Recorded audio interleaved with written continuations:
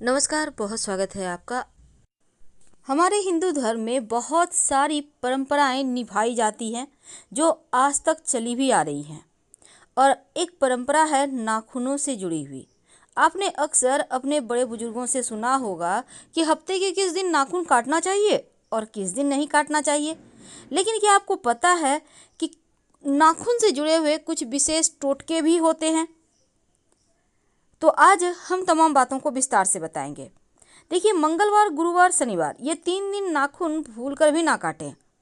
धार्मिक कारण तो है ही, वैज्ञानिक कारण भी है, क्योंकि इंसान के शरीर में उंगलियों के जो आगे का पोर होता है, भाग होता है, बहुत संवेदनशील होता है और जिसकी सुरक्षा नाखूनों से ही होती है। अब मंगलवार, शनिवार, गुरुवार के दिन ब्रह्मांड से आने वाली अनेक तरह की ऊर्जा का मानव शरीर के सेंसिटिव हिस्सों पर खास प्रभाव पड़ता है। इसीलिए इन दिनों में नाखून नहीं काटे जाते। वैसे तो नाखूनों का संबंध अगर ग्रह से हम जोड़ के देखें तो मंगलवार मंगल देवता का दिन है। अब मनुष्य के खून से है मंगल का संबंध, और गुरुवार का दिन बृहस्पति से है जिनका संबंध बुद्धि से है, और शनिदेव जो शनिवार का संबंध है वो स्किन से है। तो नाखूनों को काटने से हमारे ऊपर ग्रहों का बुरा प्रभाव भी पड़ता है, तकलीफें आती हैं। और मान्यताओं के अनुसार शनिवार को नाखून काटने से आयु कम होती है, परिवार की आर्थिक स्थिति कमजोर होती है, और गुरुवार को नाखून काटने से शिक्षा से जुड़ी परेशानी आती है, संतान से जुड़ी रिस्क आते हैं, कई तरह की बीमारियां होती हैं। और अगर मंगलवार के दिन आप नाखून काटते हैं तो आपको रक्त से संबंधित परेशानी हो सकती है, भाइयों से रिश्ते खराब हो सकते हैं, प्रॉपर्टी, जमीन जगह के मामलों में परेशानी आ सकती है। तो आप समझ चुके होंगे कि नाखून नहीं काटने के पीछे आखिर क्या कारण है। लेकिन कई बार आप नाखून काट कर यहाँ वहाँ फेंक देते हैं। क्या आपको पता है ये आदत आपको बड़ी मुसीबत में भी डाल सकता है, क्योंकि जिंदगी को किसी भी बड़े खतरे में डालने के लिए ये काफ़ी है कि अपने आप नाखून काट कर कहीं फेंक दें। अक्सर देखा होगा लोग नेल कटर से नाखून काटते हैं, कैंची से काट लिया और उठाकर साइड झाड़ के हटा के हट गया वहाँ से।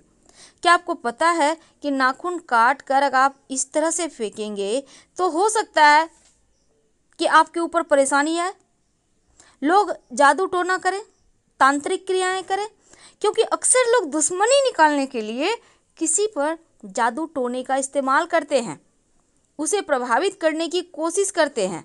ऐसे में आपके नाखूनों का इस्तेमाल हो सकता है। इसलिए नाखून को एकत्रित कर उस पर काला जादू करके इंसान को नुकसान भी पहुंचाया जाता है काला जादू में।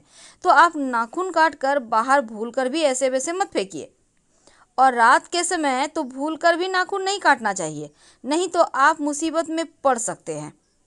वैसे तो नाखून खुद आप काट सकते हैं, कोई दिक्कत नहीं है, लेकिन घर के अंदर बैठकर भी नाखून नहीं काटे जाते। इससे लक्ष्मी आपसे दूर जा सकती है। खासकर अगर आप बेडरूम में बैठकर नाखून काटते हैं तो धन की मुश्किलें आएंगी, रिश्तों की समस्या होगी। नाखून काटते समय इस बात का ध्यान रखें कि कभी भी बाथरूम में भी ना काटें, ये भी सही नहीं होता। अब नाखून काटना सेहत के लिए बहुत आवश्यक है, नहीं तो इसमें मौजूद जो बैक्टीरिया है आपकी स्वास्थ्य के लिए हानिकारक होगा, और संक्रमण से बचने के लिए नाखून काटना बहुत महत्वपूर्ण है। तो ये तो थी नाखून के बारे में कुछ विशेष बातें। लेकिन सवाल है कि नाखून, जैसे हमने कहा 3 दिन नहीं काटने, बाकी 4 दिन तो काटने हैं, पर काट के फेंके कहाँ? देखिए, दुर्वा घास होता है। दुर्वा घास तो आपको पता होगा, जो गणेश जी को अर्पित किए जाते हैं। उस पेड़ के पास, दुर्वा घास के पास मिट्टी में नाखून दबा दें। किसी भी तरह का कोई भी क्रिया, तंत्र क्रिया असर भी नहीं करेगा आप पे, और दूसरा यहाँ पर दबाने से कोई तरह का दोष नहीं लगता। धन्यवाद, फिर मिलेंगे।